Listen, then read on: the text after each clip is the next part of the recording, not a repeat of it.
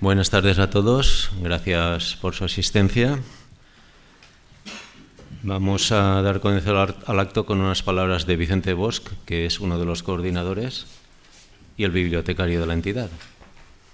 Bueno, muy buenas tardes. En primer lugar, pues felicitar el año nuevo a todo el mundo. Vamos a ver si este año tenemos un año lleno de salud y lo demás que no lo dejen de nuestra cuenta, ya nos ocuparemos nosotros. Decir que el Ateneo está de moda, estamos haciendo actividades sin parar. Decirles que la presidenta del Ateneo con su junta directiva, en la cual me honro estar, como bien ha dicho él, como coordinador de la Comisión de Cultura y bibliotecario, ha salido reelegida, por lo tanto vamos a estar 4 años más ostentando los cargos de responsabilidad del Ateneo. Bueno, decir que cuando se creó una actividad anterior, señor Vicente, Limonero de Homero, cuando se creó esta actividad, no una anterior, que primero fue aula de poesía, después fue poetas en el Ateneo, lo que se pretendía era ensalzar la labor de las personas de la cultura valenciana. Llegó un momento, después de 40 sesiones de poetas en el Ateneo, en que se decidió dar un paso y decir que no sean solamente poetas, que sean entidades valencianas que se merezcan el que se les haga un reconocimiento. Fue así, ¿no, don Vicente? Y el Limonero de Homero. Y como siempre nos ponemos de acuerdo, pues dijimos, pues vamos a dar ese paso y lo vamos a hacer así. Y ya llevamos, ¿por dónde vamos? Por el 25. Ahora me consta que le ha cedido el primer plano al amigo Félix Molina, que no se puede negar, claro que no, lo he tenido siempre también al lado. Bueno, para mí, cuando me enteré de que la sesión de hoy estaba dedicada a Salvador Raga y la Fundación Minatea, pensé, cuando tuvimos la idea, los del Limonero de Homero y yo, de hacer esta actividad, pues estábamos pensando en ese nombre y en esa fundación. Por lo tanto, estoy súper contento de que hoy estés aquí y que hoy se te dedique a ti y a tu fundación. Bueno, me imagino que se notará mucho la amistad que tengo con Salvador Raga, pero yo creo que tengo fama de no regalar nada, Pero es que este hombre y su trabajo se lo merece todo. Y yo a los que se lo merecen todo, pues se lo doy todo. Salvador, no sé si te vamos a poner ahora en nómina en el Ateneo, pero me consta que dentro de 4 días vas a volver a estar aquí. El día 30. Y casi era el día 23. Lo que pasa es que el amigo Vicente de Castro lo ha cambiado al 30. Pero el día 30 lo volveremos a tener aquí en el Ateneo, hablándonos sobre 101 anécdotas de lo que él quiera contarnos. Aquí tengo el cartel. Bueno, pues decirles que en el Ateneo estamos haciendo actividades culturales todos los días. Yo ahora me tengo que ir, lo siento muchísimo, no poder estar, pero ya sé que se está grabando, por lo tanto lo podré ver después, a posteriori. Y ahora me voy porque tengo otra conferencia a las 7 de la tarde en el Teatro del Ateneo, pero que aquí venimos haciendo conferencias todos los días. Por cierto, que si no me reñirá mi amigo Vicente de Castro, mañana, si quieren, aquí a las 7 de la tarde, a las 5:15 ya tengo una conferencia yo por Zoom, pero a las 7 de la tarde tendremos una conferencia aquí con Inma Traver, que nos va a hablar sobre la lonja de Valencia. Por lo tanto, si quieren venir, mañana a las 7 de la tarde en este mismo espacio. Bueno, yo ya me voy a callar. Aquí todos hemos venido a escuchar a Félix, a Vicente y a Salvador. Muchísimas gracias por ser amigos del Ateneo y por ser amigos míos personales. Muchísimas gracias.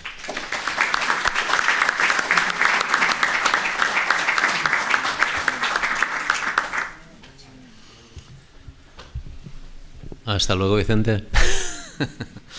Bueno, como es de rigor, agradecemos al Ateneo su hospitalidad, a Vicente, que es el factotum, la oportunidad que nos da de estar aquí y presentar lo que consideramos lo más granado del panorama cultural, artístico valenciano. Este acto lo coordinan tanto él como Vicente y cuenta con el apoyo del Limonero de Homero. La última adquisición del limonero soy yo, Félix Molina. Así que tenía que empezar el año yo, por lo visto. Es mi primera vez, ustedes decidirán qué tal lo hago. Yo espero estar a la altura. Veo a Pascual, está Vicente, pero creo que Blas y Antonio no han podido venir. y quiero tener un recuerdo para María Teresa Espasa, cuya salud le impide estar en estos actos. En fin, vamos a dar comienzo al acto propiamente dicho. Salvador Raga Navarro, licenciado en Derecho, pasas de estudiante a profesor, de profesor a conferenciante, de conferenciante a escritor y por fin de escritor a editor y animador de la vida cultural valenciana. Habrá que empezar por la Fundación Vinatea. ¿De dónde y de quién o quiénes parte la idea? Y ya que estamos, ¿por qué se elige el nombre del jurat Francesc de Vinatea, cuya estatua se erige justo aquí, frente a la puerta principal del Ateneo, como nombre de la Fundación? Bueno, antes que nada, muchísimas gracias. La verdad es que yo creo que el estar sentado aquí, veis que soy una persona insultantemente joven, ¿eh?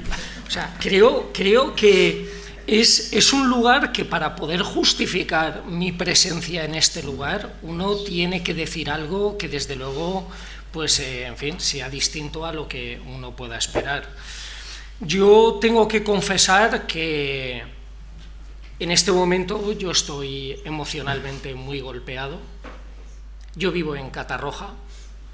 Podéis imaginaros lo que ha sido la realidad de Catarroja y de un montón de pueblos alrededor durante los últimos 3 meses. Esto que sucedió el día 29 de octubre nos va a cambiar la vida a más de 700.000 personas en la Comunidad Valenciana. Esto es irreversible y, desde luego, en cuanto empiecen a colocar hospitales psiquiátricos de nueva creación, desde luego se van a asentar en lugares donde van a tener muchísima clientela. Y es por eso por lo que cuando Félix me propuso el venir aquí a hablar básicamente hablar de cosas que yo puedo pensar en la vida, me pareció que tenía que hacer una reflexión sobre si iba a poder decir algo lúcido sin tener que romperme en el minuto 15. Y desde luego, como uno necesita revulsivos para pasar la frontera del cielo al infierno, que es el nuevo cauce, y donde al final también las tragedias se olvidan muy pronto, porque yo tenía la sensación, cuando el día 14 de diciembre vinimos a presentar un libro que además yo tenía precomprometido desde hacía muchos meses, de estar pasando a otro planeta, de estar pasando de la destrucción a la celebración más brillante de la Navidad, sin tener la sensación de que la mitad de Valencia se estuviese enterando de qué estaba pasando en la otra mitad. Esto, como os digo, es algo que vamos a tener ahí cosido como un imperdible durante muchísimo tiempo. Yo os pido, por favor, que sigáis recordando. Desde luego, el hacer recuerdo del dolor es hacer fotocopias muchas veces de cosas que pueden ser prescindibles. Pero seguro que todos conocéis a alguien que ha perdido muchas cosas a menos de 2 kilómetros de aquí. Y ahora, cuando parece que el que haya desaparecido el barro de las principales avenidas elimina el problema, pues ahora empieza el partido. Ahora empieza el que va a ser el resto de la vida de quienes decidimos seguir ahí, porque nos vamos a convertir en una tierra de emigrantes. Nos vamos a convertir, como en la película, en un país para viejos. Mucha de la gente que vivía ahí no va a volver a encontrar revulsivo laboral, porque el 80% de las empresas no van a volver a abrir. Y este es un problema que vamos a tener todos. Este es un problema de los de la margen izquierda y los de la margen derecha, como si fuéramos vascos, ¿eh? Pero bueno, dicho esto, aquí estoy. He asumido el reto de venir no para amargaros la tarde, sino para venir a contar un poquito de las cosas que me preocupan en la vida y de todo aquello que quien haya decidido darme la suerte de tener tiempo para poder dedicar, pues he decidido construir. Y ahora ya voy a tu pregunta. Primero, porque aquí hay mucha gente que te conoce, pero también hay gente que no. Quiero que don Vicente, si es tan amable, nos lea un pequeño currículum. Don Vicente soy yo, y probablemente no tendría que estar aquí, pero hay varias circunstancias que me han obligado con mucho gusto a estar aquí. Una, que ya conocía a esta persona, y otra, que me han dado algo para leer, y leer sí que sé. Así que lo voy a hacer, seré breve, no quiero, digamos, dificultar el desarrollo de esta charla, que va a ser muy interesante. Yo conocí a este señor, Salvador, hace poco se lo decía aquí, y él no se acordaba del sitio, sí de mí, y de mi nombre, pero no del sitio. Lo conocí en un bar de la avenida, yo vivo ahora en la calle de Francia,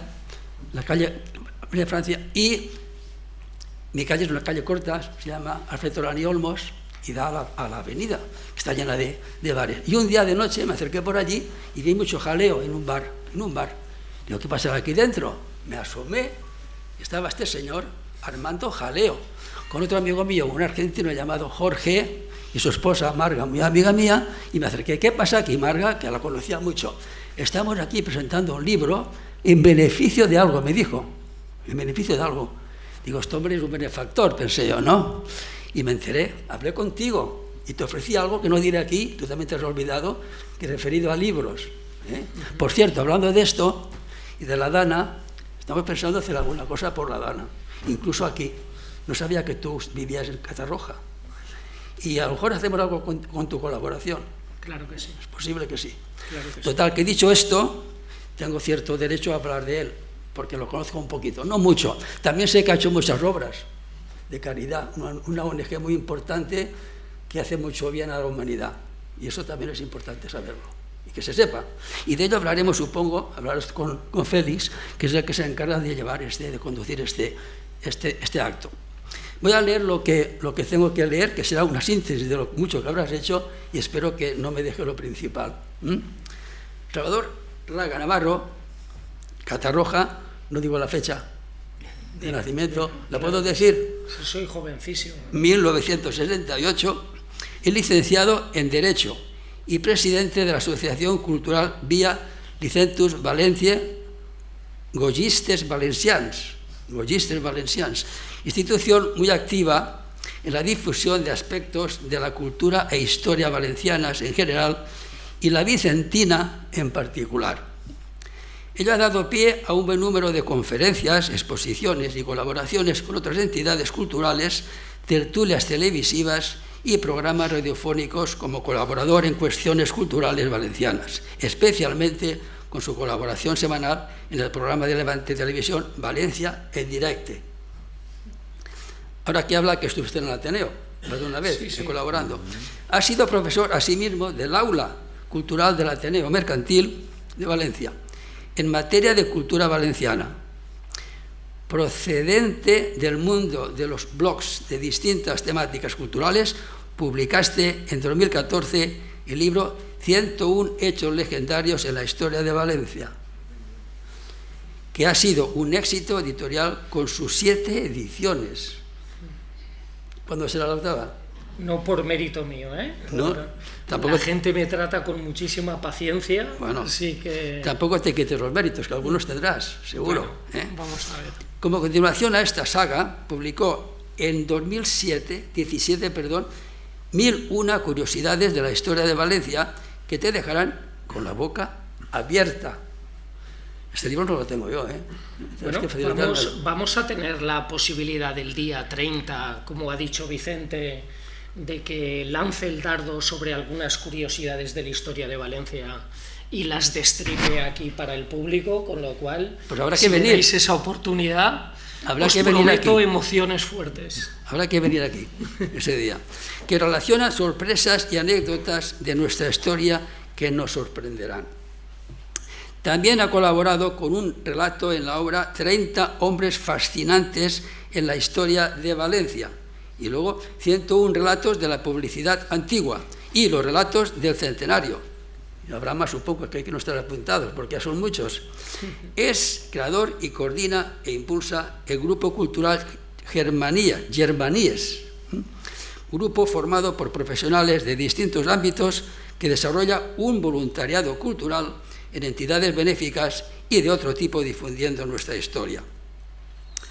A través de su presidencia en Valencianistes per la Solidaritat, intenta mejorar el mundo de la infancia desfavorecida mediante la construcción de instalaciones deportivas y desarrollo de proyectos de integración. Es fundador y editor de la Fundación Binatea Editorial, con la que ha editado más de 120 títulos. Eso parece mucho, ¿no? Sí, sí. Aún seguirás publicando más. Muchos más. Que persigue fines solidarios desde Catarroja y hace de la buena literatura el mejor vehículo para difundir nuestros valores. Sus últimos libros han sido 365 devociones valencianas que te sorprenderán y 101 antiguas farmacias de Valencia, desarrollando asimismo más de un centenar de presentaciones de libros de otros autores, conferencias, intervenciones en medios de comunicación y visitas guiadas que inciden en hechos de nuestra historia. Casi nada, ¿no? Gracias. Casi un aplauso para él, ¿eh?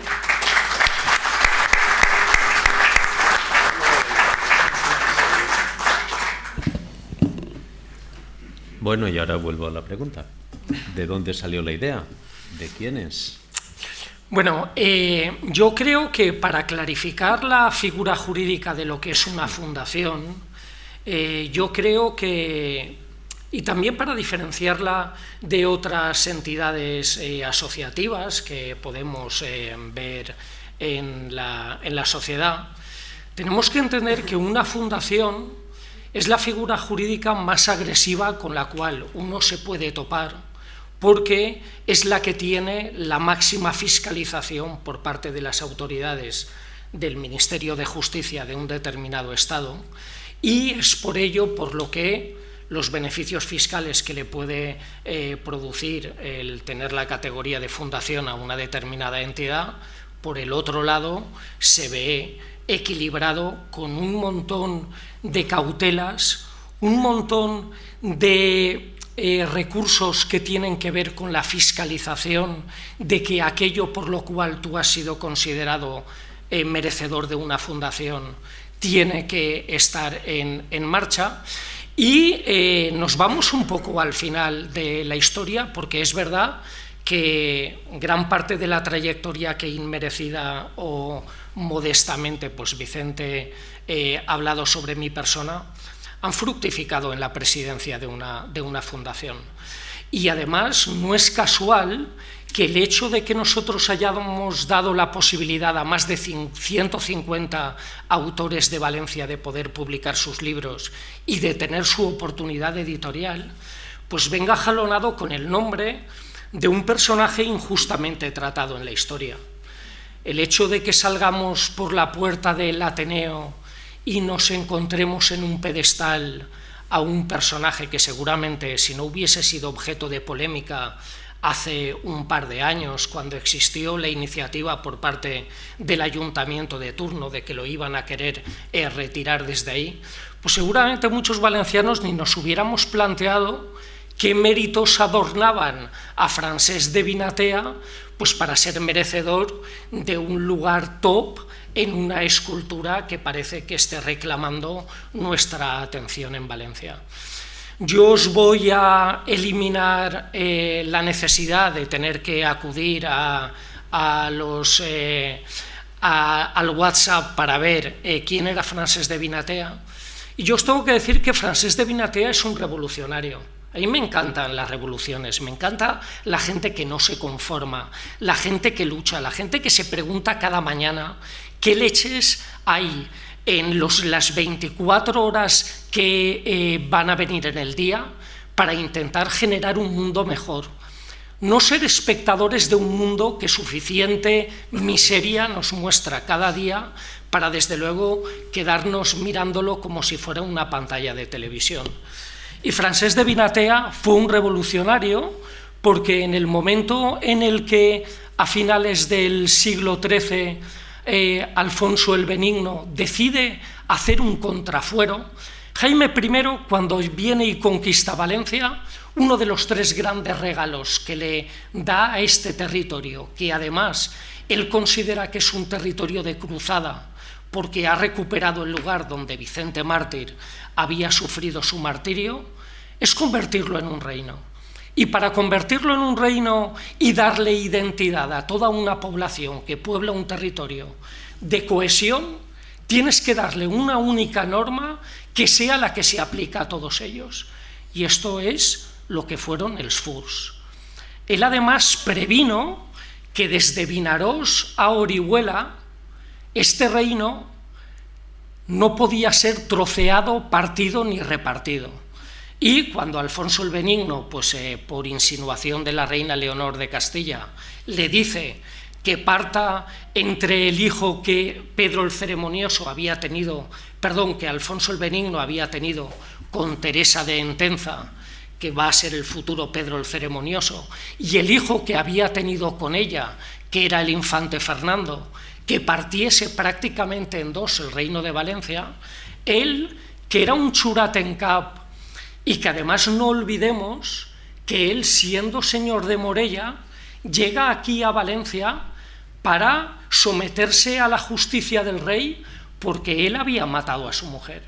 Había matado a su mujer porque la había sorprendido, pues, encamada con alguien de su séquito, y el propio fuero del señor hacía que él tuviese derecho a cargarse al uno y al otro. Y es por eso por lo que en muchas ocasiones, cuando hablamos de Francesc de Vinatea, pues enseguida sale siempre la coletilla de este señor mató a su mujer. O sea, sin hacer un viaje en el tiempo para ver cómo era la realidad de hace 7 siglos y medio, que este era un derecho que le asistía y que desde luego no pasaría ningún filtro de la juridicidad moderna, pero él hizo uso de su derecho. Y volviendo a Francesc de Vinatea, lo que hay que decir es que él se plantó delante del rey y le dijo: lo único que tenemos los valencianos es un derecho que es imprescriptible y, como dirían hoy los modernos, inembargable, y esto que usted está intentando hacer, si lo hubiese visto su ascendiente, el rey Jaime, no lo hubiese consentido.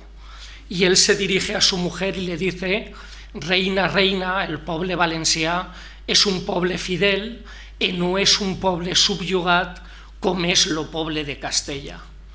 Ella se enfadó mucho, él se jugó la vida, pero él impidió el primer contrafuero que iba a partir el reino de Valencia en 2. Disculpadme si me he extendido, pero considero que la figura, para poner los puntos sobre las íes, merece que recordemos la hazaña que sucedió hace tantos siglos. Y por estos hechos es por lo que habéis decidido Fundación Vinatea. Efectivamente, aparte de que yo creo que fonéticamente es una palabra que no tiene consonantes complicadas, y además el hecho de que haya un personaje que haya realizado una heroicidad de ese tipo, yo creo que podemos llevar muy a gala el orgullo que sentimos porque alguien defendiese algo que nosotros también seguimos defendiendo cada día. Bien, ¿de dónde y de quién provino la idea de gestar una fundación y con los fines filantrópicos que tiene la Fundación Vinatea? Porque solo no estarías. Félix, yo soy una persona que tiene muchísima suerte. Yo creo que cuando la dosis de suerte que a uno le tienen que repartir en la vida, yo creo que me llevé la mía y la de alguno más que no estaba en el turno. Ya te digo yo de quién. En el turno de la cola. Pero hay 2 personajes principales en la gestación de la Fundación Vinatea y están sentados ahí en la 8ª fila. Está mi amigo Paco Gascó y está mi amigo Manolo Sánchez, que al final las locuras que se le ocurren a uno, si no tiene cooperadores necesarios en la vida, pues al final se quedan en frustraciones que se te enquistan y que desde luego pues no consigues llevar adelante. Yo tengo un montón de amigos, afortunadamente el hecho de que haya recorrido tantos kilómetros en esta vida proponiendo actividades culturales, actividades solidarias, actividades que creía que intentaban mejorar la vida de otros y la vida de este territorio, pues hace que te juntes con personas que quieren hacer equipo contigo, y desde luego el ejemplo de Paco y Manolo pues es el ejemplo palmario de que solo uno en esta vida pues hace pocas cosas y el pueblo salva al pueblo, ¿no? Bueno, más de 120 títulos publicados, eso es toda una biblioteca.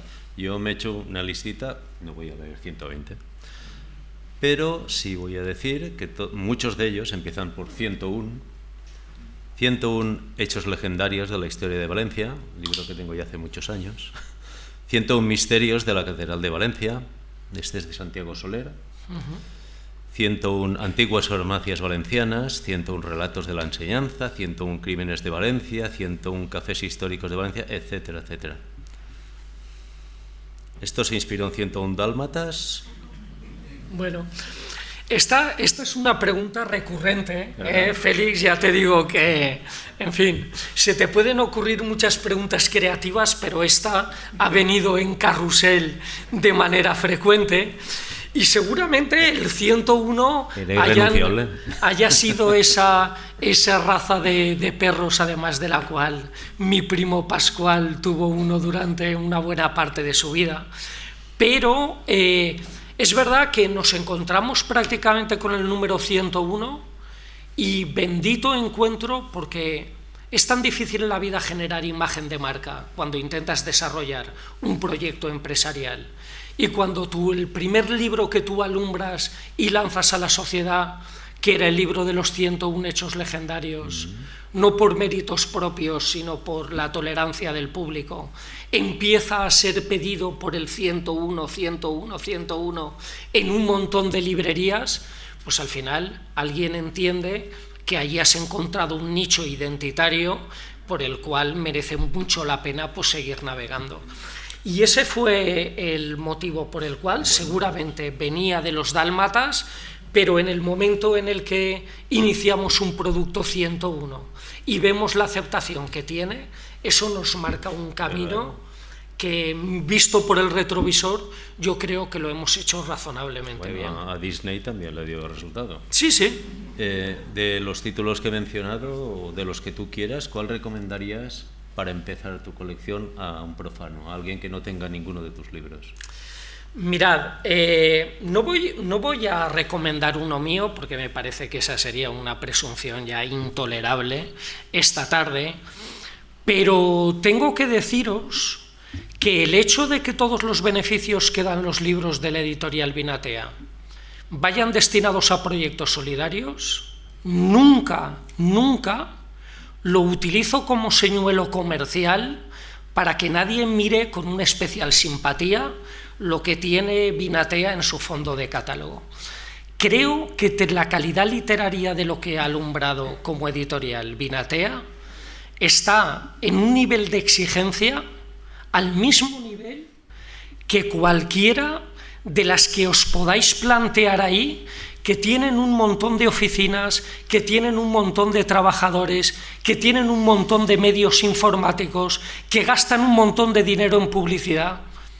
Os aseguro que con eso no especulo, y aprovechando que está aquí José María Tomás y Tío, pues bueno, yo quiero hablar del libro de los 101 relatos judiciales.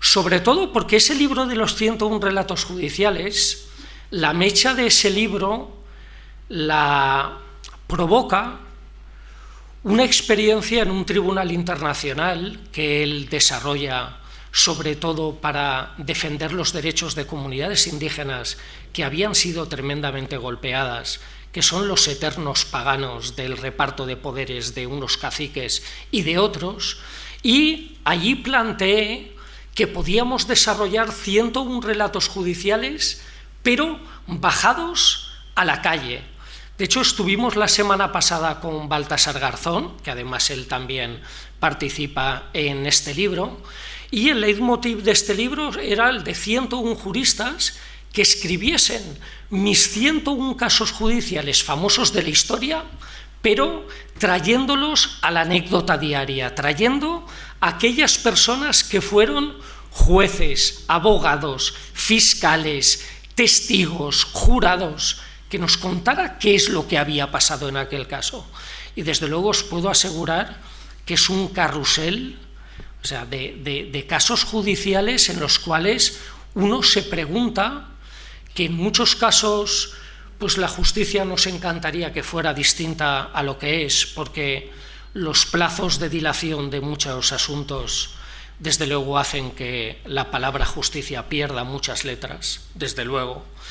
Pero llevado a la literatura, os puedo asegurar que podemos tener episodios de placer lector fantásticos, apoyándonos en el juicio de Sócrates, en el juicio de George Floyd, en el juicio de Bob Dylan, en el juicio de Joseph Sinkey, en fin, en el juicio de Nirvana, en fin, un montón de juicios que os aseguro que han pasado las Navidades. No me ha dado tiempo a recomendaros esta lectura el día 20 de diciembre para que acudieseis rápido a una librería, pero si me hacéis el favor, entrad en la editorial Vinatea, porque vais a ver que el que más de 1000 personas escribiendo, corrigiendo, maquetando, diseñando cubiertas, preparando presentaciones, hagamos esto en el tiempo que le robamos al sueño y que le robamos a nuestros trabajos respectivos,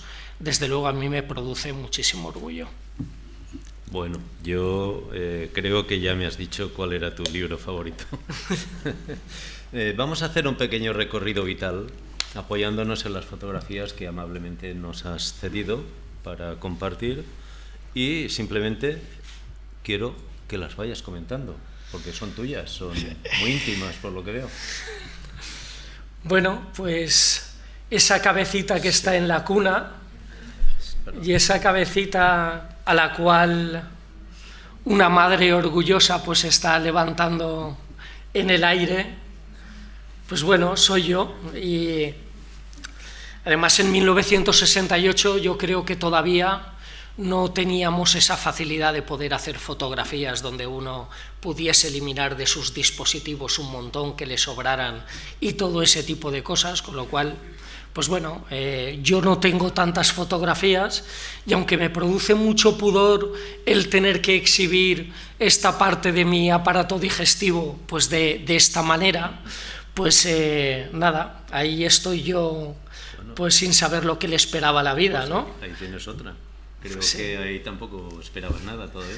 No, pues ahí imagino que cuando una madre te mira de esa manera, pues en fin, yo creo que sobran las palabras, ¿no? Pues... Bueno, la mirada de la madre, por lo visto, produjo que te tuvieras que poner estas gafas. Sí, desde luego producía un efecto reverberante. Bien, aquí te escondes, pero aquí ya te das a conocer. Sí, bueno, la primera, bueno, hoy se diría escoleta, ¿no? El primer colegio al que uno iba cuando era casi un... En el meu poble dien anar a l'escola de cagons, ¿no? Prácticamente allí pues te sentaban con un montonazo de niños de tu misma edad y empezabas a coquetear con aquello de empezar a leer y ese tipo de cosas. Pues yo fui al colegio de las Surias, que junto con el colegio de las monjas era el colegio que reunía a todos los niños del barri de les Barraques. I això és en Catarroja, clar que sí. Jo no he abandonat els arrels cap dia de la meva vida. I sí, ahí és en l'escola dels cagons. Això ja és més... Vale. Bueno, el negocio familiar, el negocio de mi padre ha sido siempre un comerciante de frutas.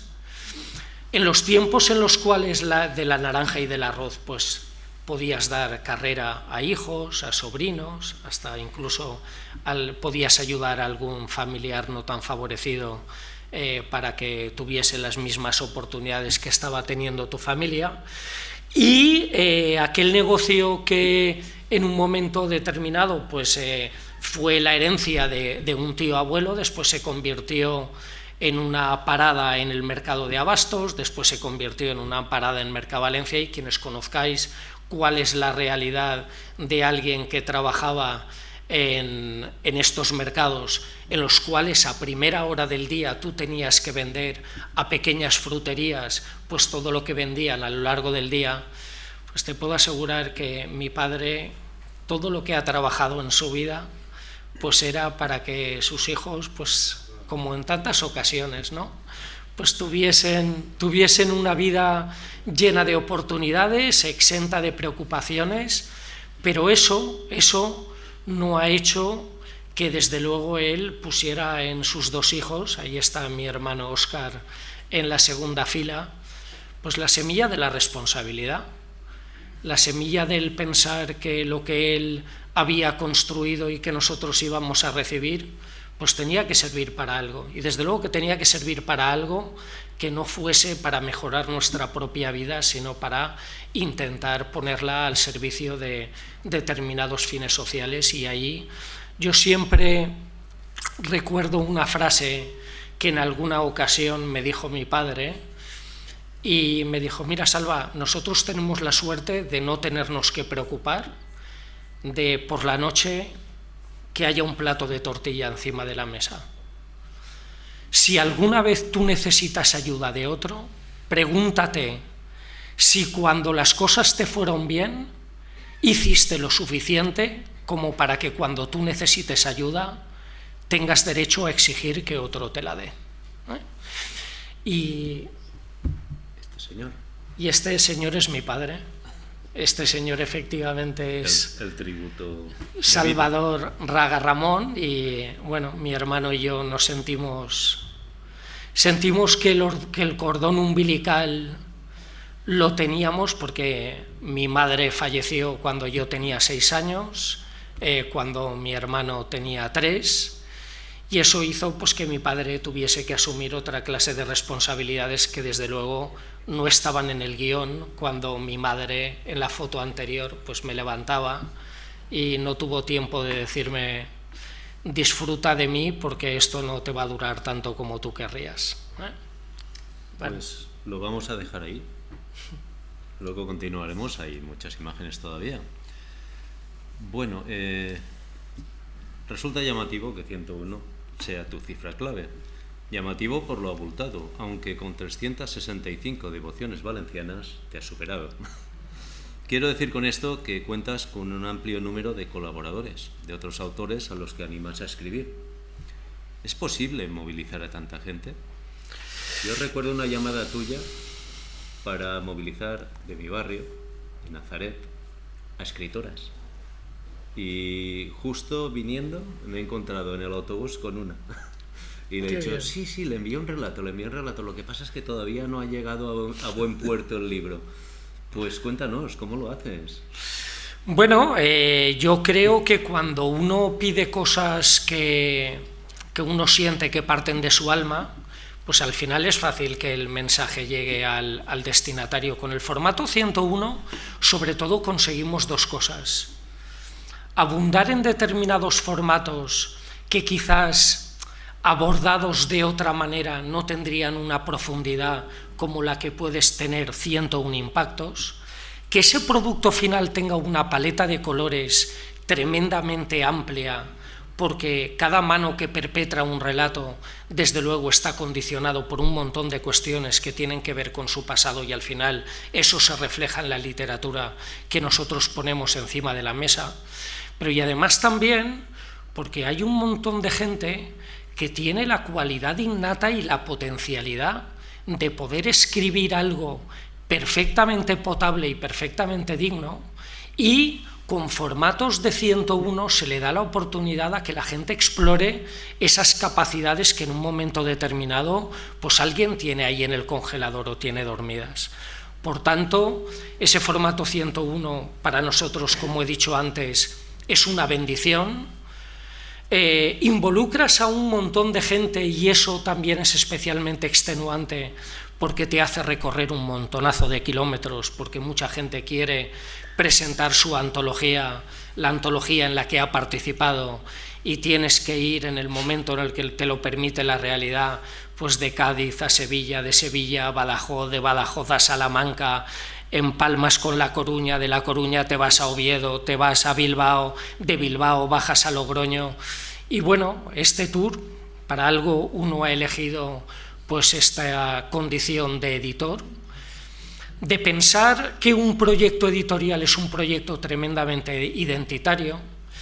Además, yo le estaba haciendo la broma antes, porque cuando alguien entra en la página web de una editorial y uno empieza a ver todo lo que hay en ese escaparate, es muy fácil identificarle ideológicamente a uno. Yo os puedo decir que yo he publicado libros desde Carlos Flores, ex candidato a la Generalitat por Vox antes de que decidiesen sustituirlo por Vicente Barrera, hasta un montón de libros que tenemos de memoria en el cual participa Baltasar Garzón, en el que tiene que ver con el dolor de la memoria de maestros fusilados y otras realidades que desde luego son las que produce la peor tragedia que puede vivir una sociedad, que es una guerra civil. Con lo cual, quien espere identificar con alguna banderita o algún código de barras lo que hay en el producto de la editorial Vinatea, desde luego le va a costar un montón.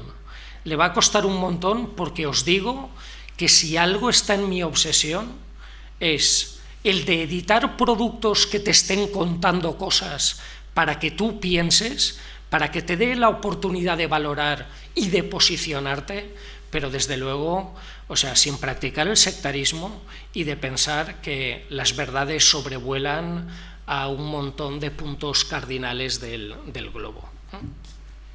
Bueno, ya que te ha salido la mención de mi barrio, Nazaret, voy a destapar ese frasco. No, deja a tu padre ahí, imperando sobre me estaba preguntando si salía tan grande como se merece, ¿eh? Yo lo veo muy grande desde aquí, con lo cual, pues... bueno, estamos para complacer a los invitados. Yo me crié en Nazaret, vivo allí, he vivido toda mi vida, han crecido mis hijos, tengo parte de mi familia, y allí hay un colegio al que yo fui, Nuestra Señora de los Desamparados, donde hice la primaria, hasta que el bachiller pues me sacó del barrio, ¿no? Allí conocí a una persona admirable, que creo que tú también, Nacho Grande, con quien presenté mi segundo poemario, justo allí, en el colegio donde yo estudié de chavalillo, y me gustaría que nos contaras qué relación tienes con Nuestra Señora de los Desamparados y con la Fuensanta, que creo que los dos se benefician de la fundación. Bueno, viva la revolución. Yo creo que una de las cosas más impactantes que me han sucedido en la vida es la de pensar que una organización que fundó José María Tomás y Tío, cuando en tiempos remotos el Valencia consiguió una liga y no andaba mendigando por la cola de una clasificación pensando qué es lo que íbamos a ser en el mes de junio, pero tuvieron una idea tan verdaderamente revolucionaria y brillante que el haber sido una herramienta de esos objetivos, a mí me parece, como os he dicho antes, que es del de ser de una persona que tiene mucha suerte. Ellos decidieron, estando además en un país del centro de África y viviendo de una manera remota, que el Valencia había conseguido una liga después de la liga del 71 de don Alfredo Di Stéfano, pues ellos decidieron que eso tenía que servir para algo más y tenía que servir para generar la colectivización de una serie de esfuerzos que le dijeran a la gente que el escudo del Valencia, vivido por personas privadas, puede ser el mejor vehículo para desarrollar proyectos deportivos, proyectos educativos, proyectos sanitarios, proyectos de integración social, en un montón de lugares remotos del mundo, pero también en un montón de lugares remotos como es el barrio de Nazaret, que para muchos es un lugar muy remoto. Tiene que ver con eso. No exactamente, pero ahora lanzaré el dardo porque está vinculado de alguna manera. Lo que nosotros estamos haciendo en el Colegio Nuestra Señora de los Desamparados de Nazaret, la Fundación por la Justicia tiene el proyecto de la escuela matinera. ¿Cuántos niños decidirían sus familias no salir de su casa para tener una vida parecida a la del niño que sí que le levantan por la mañana para ir al colegio, si no fuese porque hay una legión de voluntarios que desde la Fundación por la Justicia se preocupan de que haya niños que lleguen allí y erradicarlos de una realidad que os aseguro que en la Valencia del siglo XXI sigue sucediendo en determinados nichos de miseria. Esos niños en el colegio de Nazaret se duchan, almuerzan, desayunan, se visten, juegan, conviven, se ríen y por la noche vuelven a su realidad lo más tarde posible, y afortunadamente a la mañana siguiente vuelven los voluntarios de la Fundación para recogerles de sus casas y llevarlos al colegio. Bueno, el Colegio Nuestra Señora de los Desamparados de Nazaret, del cual tú has sido alumno, Félix, mucha honra. Has sido alumno, pues yo creo que es el mejor ejemplo de que, preocupándonos por la vida de otros, las cosas pueden mejorar sustancialmente. Hace unos años aterrizamos allí con Valencianistes per la Solidaritat para financiar los proyectos deportivos, porque Nacho Grande, cuando no tenía un plan B, topó con Valencianistes per la Solidaritat y encontró una entidad que vio con muchísima simpatía la idea de que el deporte nos hará libres, y a partir de ahí ha existido una colaboración continuada con ese y con otros colegios periféricos de Valencia.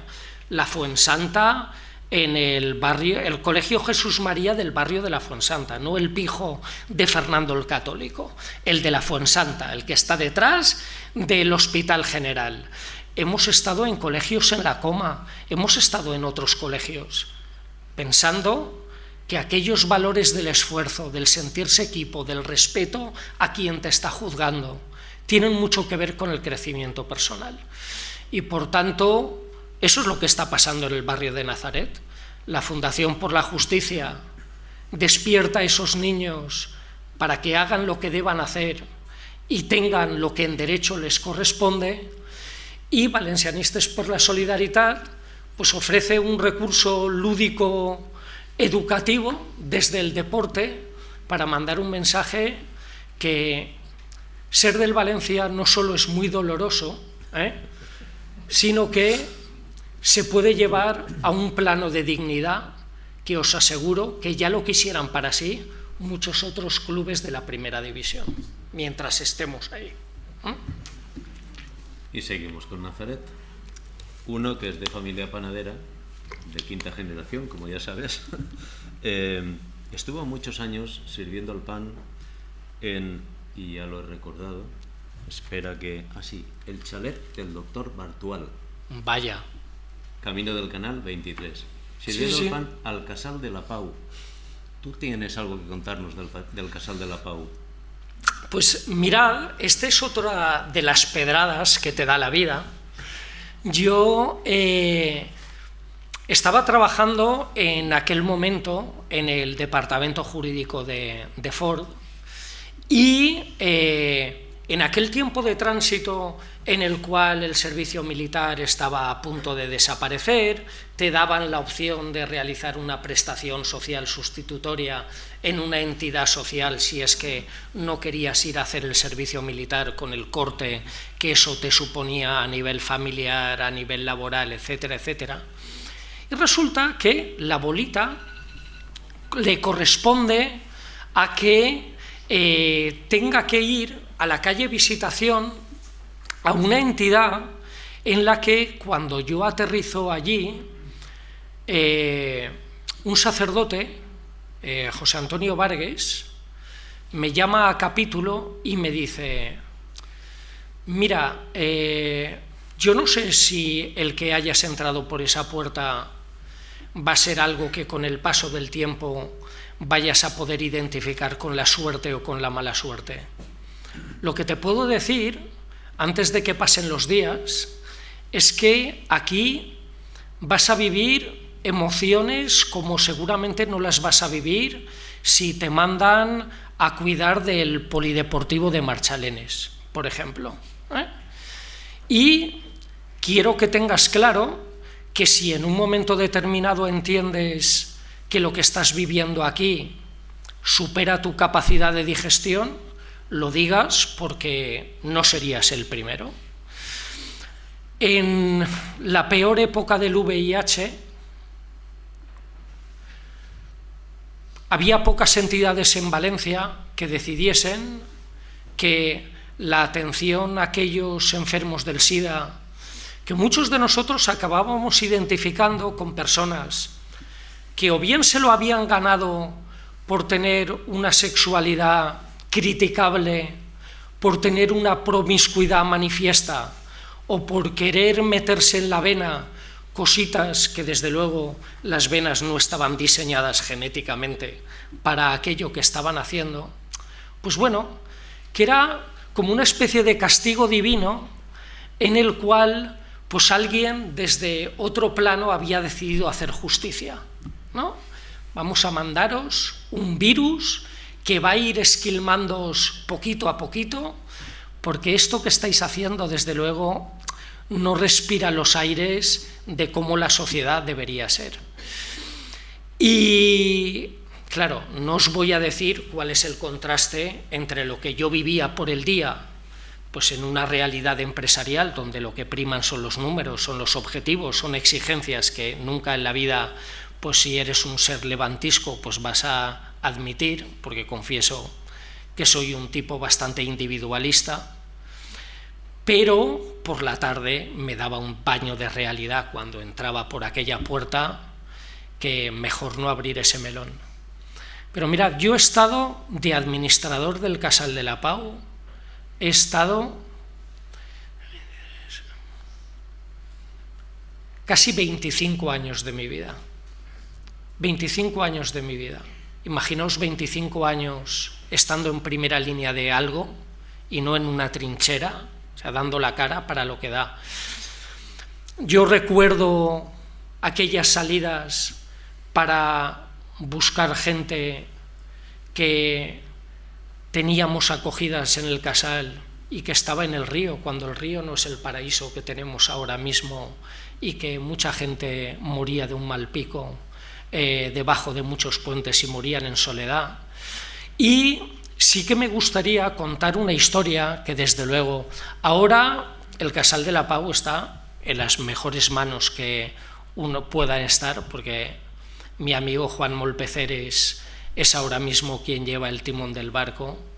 Y al igual que yo digo muchas veces que ojalá Valencia tuviese 15 Nacho Grandes, tuviese 3 José María Tomás y Tíos, o tuviese 10 Juan Molpeceres, pues entiendo que son personajes privilegiados que han sido tocados por el dedo de Dios para dedicar su vida a intentar que otros tengan una vida más digna.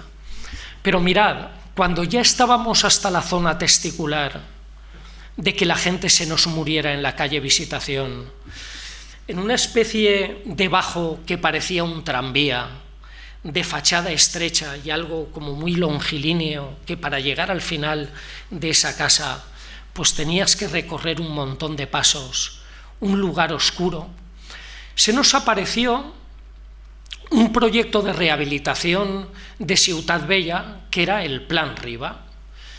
En un momento en el que las administraciones deciden que Ciutat Bella con todos sus barrios, el barrio del Carmen, el barrio de Bellúters, el barrio de la Seu, el barrio del Pilar, el barrio de San Francesc, es decir, todos los barrios que componen Ciutat Bella, tengan la ayuda para poder ser rehabilitados algunos de sus edificios que pueden servir para otras cosas, se nos encendió la posibilidad de querer que hubiese alguien que tuviese una muerte digna. Ya estábamos hartos de tener que bajar al río para tener que recoger cadáveres que teníamos por ahí perdidos.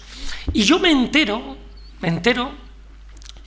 de que existe una asociación de la Iglesia de nombre tremendamente rimbombante, Gran Asociación de Asistencia Domiciliaria de Nuestra Señora de los Desamparados, que además tienen el colegio justo detrás de la iglesia de la Santa Cruz, la iglesia del Carmen, y ellos son detentadores de un montón de edificios en Valencia que son patrimonio muerto. ¿Por qué son patrimonio muerto? Porque muchos de los confesores de esa gran asociación, pues a las abuelitas a las cuales ellos aconsejaban espiritualmente, pues le proponían el diezmo, y ese diezmo en muchos casos se materializaba en edificios que estaban decorando el barrio del Carmen sin tener absolutamente ningún uso y que, desde luego, la gran asociación no tenía ninguna capacidad de, como dicen hoy los pijos, poner en valor. Bien, yo me entero de que la Junta de la Gran Asociación se reunía no sé exactamente qué día, y que el padre de uno de mis compañeros de pupitre en el Colegio El Vedat, pues era uno de los miembros de esa Junta. Total, yo pido audiencia un día y les digo: mirad, yo soy el administrador del Casal de la Pau, atendemos a este tipo de personas golpeadas por la realidad, recogemos a muchas de estas personas pues con episodios de drogadicción que provocan su muerte, como en muchas ocasiones los animales no se encuentran. Tenemos un proyecto de dar la vida digna a muchos de estas muertes, y yo sé que vosotros tenéis muchos edificios y yo quiero que me regaléis uno. Entonces, claro, la mirada de estupefacción del Sanedrín de sabios que había allí, pues yo ya contaba con ella. Y yo me anticipé a decir: oye, chaval, estamos aquí para cosas serias, y les dije: pero mirad, yo no sé si vuestro Dios y el mío es el mismo, yo no lo sé, pero preguntadle cuando yo me vaya de aquí si vuestro Dios, y ya identificaremos si es el mismo que el mío, aceptaría, sin daros un guantazo, que tengáis 25 edificios sin utilizar en el barrio del Carmen y que nosotros tengamos que enterrar a nuestros muertos como si fueran escoria. Preguntádselo. Yo sé que os reunís la semana que viene, yo voy a volver. Y si quiere usted preguntar algo sobre mí, que sepa que su hijo era mi compañero de pupitre. Total, se hizo ahí un silencio un poco sepulcral, me despedí, bueno, buenas tardes, y volví a la semana siguiente. La semana siguiente aquello estaba mucho más blandito, mucho más. Y bueno, no voy a entrar en la intrahistoria de cómo conseguimos un palacio o una casa señorial en la calle Llopis número 4 para que la gente muriese dignamente, pero ahí está todavía, ahora gestionada por la Generalitat en una especie de concierto, y mi amigo Juan Molpeceres pues es ahora el capitán del barco. Y perdona si lo he hecho larguito, pero es que tenía que contarlo. Bueno, vamos a volver a las fotografías. Ahí bueno. buena compañía. Bueno, mi primo Pascual Olmos es el presidente de la Fundación Christian Marc Olmos, y en uno de nuestros viajes, bueno, él ha sido presidente de Ford, ha sido director general de Repsol. Él obviamente ha tenido un protagonismo empresarial a un nivel de que muchos de nosotros pues, nos parecería inalcanzable, porque además él estuvo en la integración de la petrolífera argentina YPF por Repsol en el periodo en el que él estuvo en Argentina. Pero sobre todo lo que yo admiro en mi primo Pascual son muchas otras cosas que no tienen que ver con que haya sido un ejecutivo exitoso, o no solamente eso, o igual el que haya sido un ejecutivo exitoso y seguramente la persona más respetada dentro del staff del Consejo de Administración de Repsol tenga que ver también mucho con eso. Él tiene un alma en el que seguramente su hermano y nuestro primo, que era Jorge, síndrome de Down, pues nos ha enseñado tantas cosas en la vida que yo creo que ha acabado moldeándonos también a muchos de los proyectos vitales que hemos querido tener, y él siempre ha puesto parte de su patrimonio pues, al servicio de muchas causas que tenían que ver pues, con intentar favorecer. Aquí estábamos en uno de nuestros viajes en Etiopía, el problema del agua, la carencia de ella o la contaminación cromática de muchas de esas aguas hace que los proyectos de perforación sean el oro para muchas de esas comunidades, y en uno de los viajes que hicimos a Etiopía, pues este fue una de las fotos en las cuales pues estábamos con los beneficiarios de alguno de esos proyectos, pues que bueno, que sentían que habían venido unos señores blanquitos allí para ofrecerles pues un recurso que antes no tenían, porque la realidad era la de que tenían que ir pues en trayectos de, en muchas ocasiones, 15 kilómetros cada mañana para ir a recoger un agua con la que vosotros no limpiaríais ni vuestro coche, ¿no? Así que... Bueno, y esta es otra de las fotografías del carrusel. Ahí está mi primo a la izquierda, y no sé si se ven bien las fotos, porque como hay tanta luz en la sala, no sé si... Solamente la de arriba. Creo que hay poco contraste. Bueno, así mejor, ¿no? Muchas gracias. Así un poco mejor. Gracias, Magda. Passem a la següent. Ahí estás en un xiquet. Bueno, es otra fotografía de ese viaje. Pasa a la siguiente. A ver, me apasiona la historia del Valencia, con sus luces, con sus sombras, con lo que nos enorgullece, con lo que nos da pavor, con lo que hubiésemos mejorado, pero sobre todo, en muchas de mis intervenciones yo lo que he procurado era recoger las microhistorias que me contaban las familias de gente que se partió la cara por este escudo y después ser capaz de contárselas a otros. Y una de mis mayores satisfacciones es la de haber sido el último que juntó en el césped de Mestalla a los grandes jugadores del Valencia de los años 40. Entonces, aquí tenemos a Mañonet, que murió el otro día. Ese fue el último mohícano, porque era el último de una estirpe que vivió el fútbol de finales de los años 40, y desde luego nadie podía explicarse porque cada mañana se iba caminando desde Sueca al Marín de Barraquetes, allí como si los años no pasaran por él, y desde luego emulando aquellos centros en la banda que le colocaba a Badenes o a Wilkes, centros milimétricos para que aquellos hiciesen el trabajo fácil, y este que era de talla menuda, los viajes que les daban en el carril lo enviaban a la segunda fila de sillas de Enea que había en Mestalla.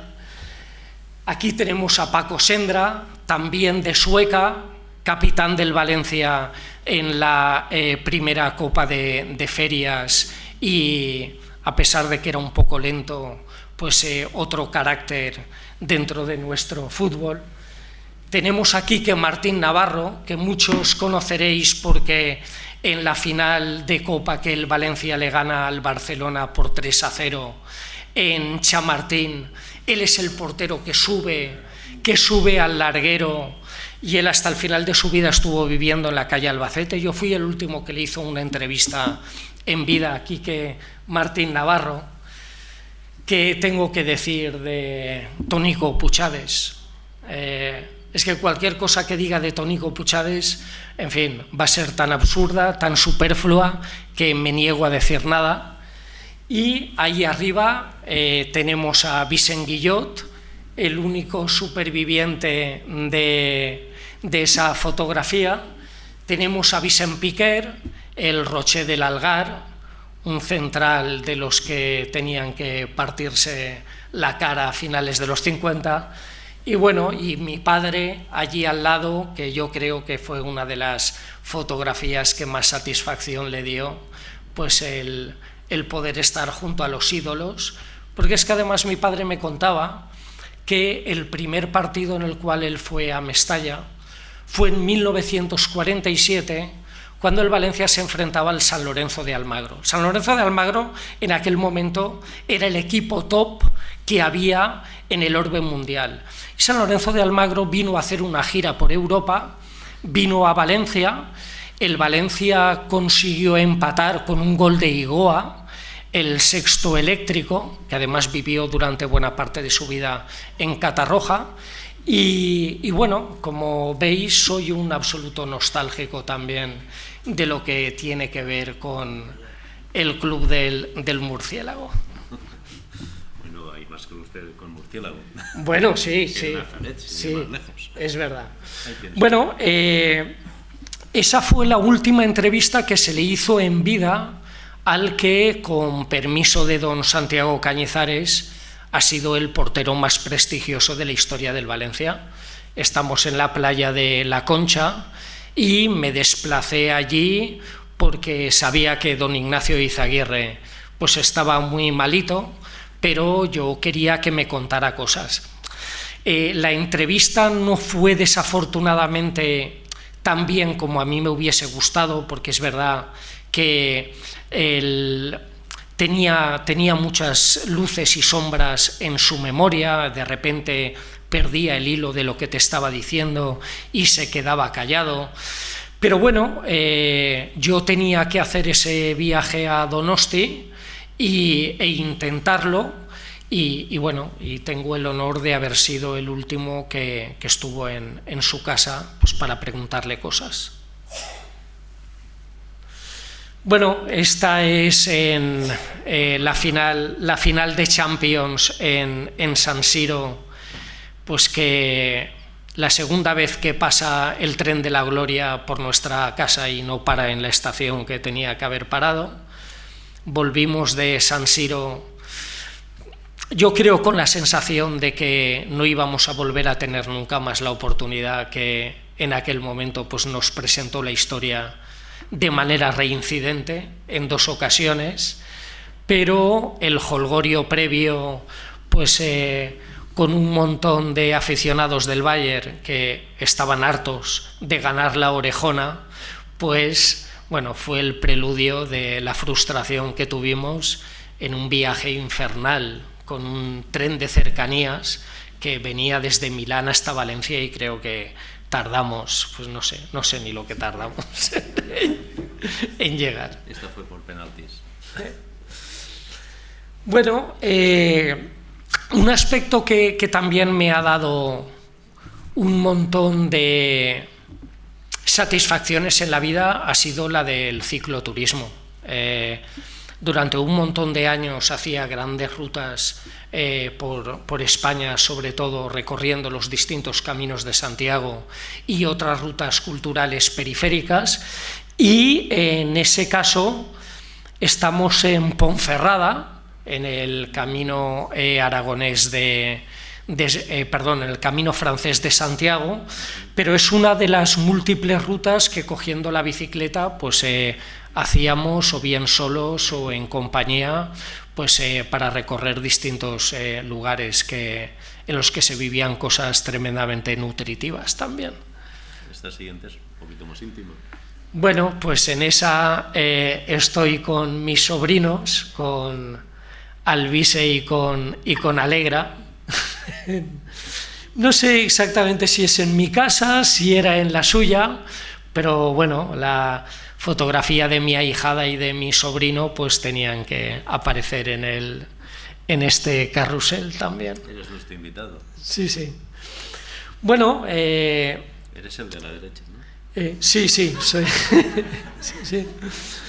A pesar de que he mejorado de aspecto infinitamente respecto a esa fotografía, si no me identificáis, yo era ese. Y bueno, y estoy con mi perro Lequio, que también yo creo que el reservar una parcela de la vida para querer a los animales descubre una parte de ti en la que habitan muchísimas cosas emocionantes, muchísimas cosas que todo el mundo debiera vivir, y afortunadamente estamos en un tiempo de protección a los animales como seres sintientes que son, e incluso la protección que el Código Penal pues da a los animales. Yo creo que es uno de los logros que nos identifican como sociedad. Y bueno, y esa fotografía pues de Pipiolo, pues yo creo que fue el primer día que entré a trabajar en Ford después de haber acabado la carrera y después de haber hecho mi máster de asesoría jurídica de empresas. Y nada, ya a partir del segundo día me quité la corbata porque vi que, o sea, el hábito no hacía al monje, y que para llevarse guantazos todos los días no hacía falta ir con corbata. Así que... Aquí tenemos un paisaje. Bueno, mirad, hay un pueblo que, si no conocéis, a menos de 120 kilómetros de Valencia, yo os digo, por favor, que hagáis el esfuerzo de enfilar la carretera de Castellón cuando tengáis que coger la curva para ir, que en vez de iros a la derecha a Castellón, os vayáis en dirección La Alcora, y cuando ponga Lucena del Cid, ya arribareu. Ya arribareu. La carretera es... No, negativo. La carretera hasta La Alcora es una carretera de verdad que la firmaría para sí cualquiera. Es más, puedes llegar hasta tener tres carriles en la autopista y en la CV. Y es verdad que a partir de La Alcora, los últimos 6 kilómetros, pues bueno, una carretera de montaña, o sea, nada preocupante. Pero bueno, en Lucena del Cid paso buena parte de los veranos. Es un lugar donde uno recupera muchas cosas que tiene que ver con los pueblos, pues el beber agua limpia, el comer carne de un cordero que acaban de sacrificar hace nada. Y además, paisajísticamente, os puedo asegurar que hay pocos valles más radicalmente bellos que lo que yo veo desde el balcón de mi casa. Así que... Y la siguiente también es una de las escenas de lo que yo veo, en vez de a oriente, a poniente, desde el balcón de mi casa, con lo cual uno tiene la sensación. Además, esta casa era de mis tíos, era de los padres de Pascual, y cuando en un momento determinado, pues bueno, la familia tuvo que atender otras cosas, pues decidí que iba a seguir yo en esa casa, y de verdad os aseguro que no hace falta irse tan lejos para descubrir pueblos que han sido protagonistas de la historia y que desde luego tienen un tesoro paisajístico y sociológico como hay pueblos aquí a menos de 100 kilómetros de distancia. ¿Y qué tenemos? Bueno, mirad, a mí me encanta, antes me para una señora y me dice, yo escuché una conferencia que tú estabas dando por la calle.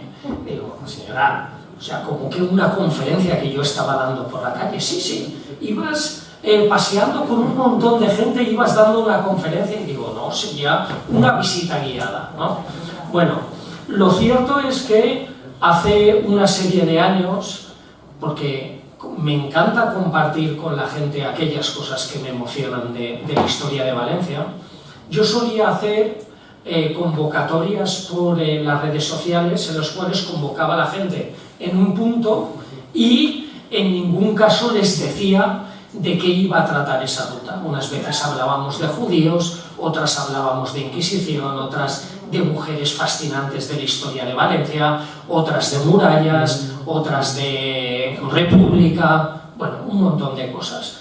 Hasta que en un momento determinado empezó a venir tanta gente que aquello se convirtió en ingobernable, ya solo pasar un semáforo en rojo, la gente que se quedaba allá, quienes intentaban pasar los pitos de los coches. Yo dije, no, o sea, no, te puedes llevar tanto disgusto a casa porque algún día pasará algo y yo no quería ser el responsable. Y ahora lo que hago es que todas aquellas personas que quieren que les haga una ruta guiada porque viene su familia de no sé qué sitio, etcétera, etcétera, pues bueno, yo sí me lo dicen con suficiente antelación y sin tener ninguna clase de interés de otro tipo, pues me dedico a acompañar a la gente y contando lo que me parezca. Y es que además, como pasamos tantas veces por casa de Victoria Cano, por cierto, Victoria, que está aquí calladita en primera línea, claro, esto que voy a decir puede parecer que va de suyo en la amistad que yo pueda tener con alguien, pero imaginaos que yo no conozco a Victoria Cano. Victoria Cano es seguramente una de las artistas más renombradas que tiene este país, y además el lugar donde ella vive, os puedo asegurar, tienes que pasar por el portal de Valldigna para ver cómo ella ha decorado con frescos, haciendo una alegoría de cómo las aguas nos castigan cada 2 por 3 inmisericordiamente en esto, pero su casa, os puedo asegurar que es una de las casas más espeluznantes donde alguien puede vivir.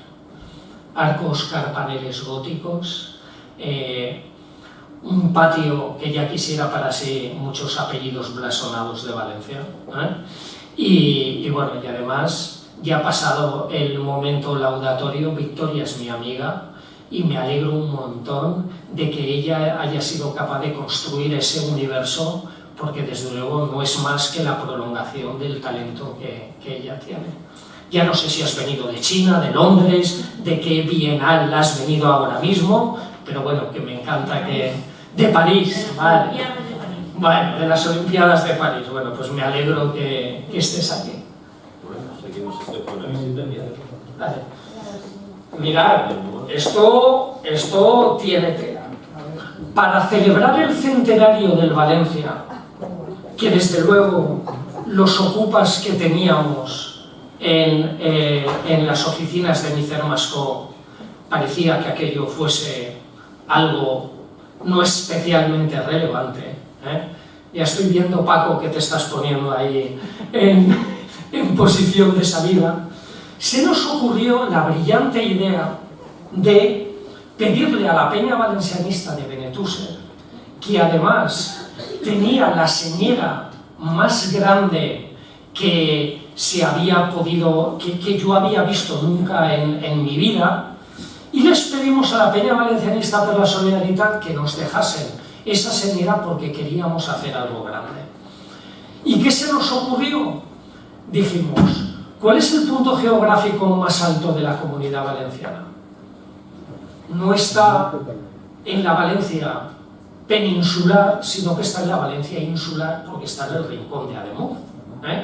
Con lo cual nos fuimos al Alto de San Miguel y dijimos, Esto lo tenemos que celebrar de alguna manera, porque ya que los señores de ojos rasgados se la suda lo que está sucediendo aquí, pues vamos a darles una lección.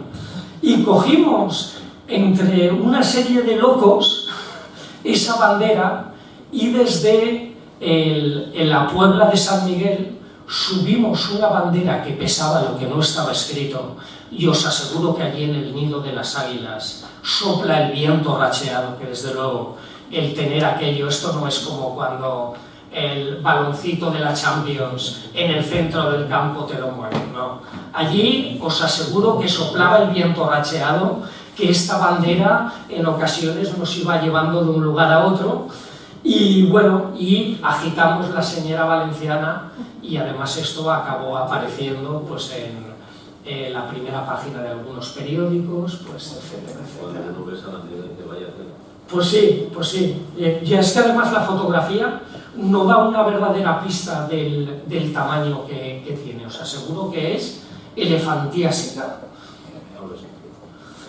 Bueno, también he tenido pues mi presencia en medios de comunicación y también de manera indulgente pues en varios programas, en este caso en Valencia en Directe, pues iba cada semana con Chimo Rovira pues a hablar de algo que se me ocurría que podía ser curioso o que podía llamar la atención del televidente, pues ya que Chimo Rovira me daba la réplica y lanzaba lo que tuviese que contar. Sí.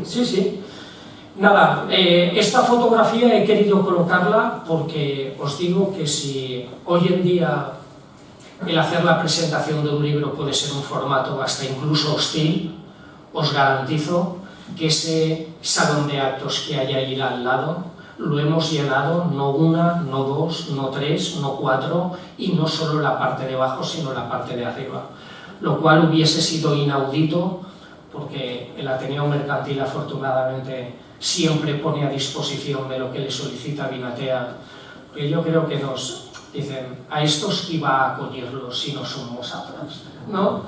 Pues el intentar albergar a tantísima gente como acude a nuestras presentaciones solo puede ser en un lugar para el cual siempre tenemos bula y autorización para ocupar, y quería que esta fotografía estuviese presente pues para expresar mi agradecimiento a la casa una y otra vez más. Exacto, esa es la del cartel. Aquí estás también en el Ateneo. Esa fotografía es en el Ateneo. ¿Y esta fotografía es lo que hasta hace muy poco yo veía desde el balcón de mi casa, con lo cual creo que sobran las palabras, ¿no? Solo puedo decir que insistir en que no nos olvidemos, la memoria la reemplaza un incendio en Los Ángeles y la va a reemplazar al incendio en Los Ángeles pues cualquier otra catástrofe que suceda. Pero es que esta era la fotografía de hace poquitas semanas en poquitos metros de distancia. Así que si creéis que media Valencia merece el olvido sobre esta realidad, yo creo que no estamos haciendo honor a la defensa que de Valencia hizo el personaje ese que tenéis una escultura aquí al salir del edificio, ¿no? Bueno, yo creo que... Sí, no, ahora va luego si preguntas del público.